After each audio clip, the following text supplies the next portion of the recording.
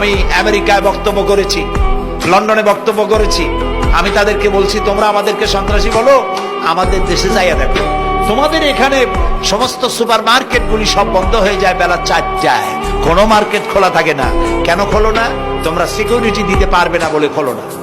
চুরি হবে, ডাকাতি হবে, লুটপাট হবে, এই জন্য বিকেলই সব বন্ধ হয়ে যায়, রাতে কোনো দোকান খোলা থাকে না। যাও তো আমাদের দেশে, আমাদের তো সন্ত্রাসী বলো, গরিব দেশ।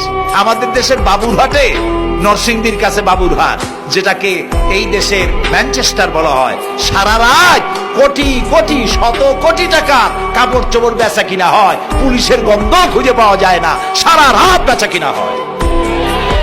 গ্রামের বাজারগুলি যায় দেখেন আমাদের দেশে, যশোরে, খুলনায়, উত্তরবঙ্গে রাত 2টা 2:30 পর্যন্ত বেচা কিনা হয়, ঠিক না?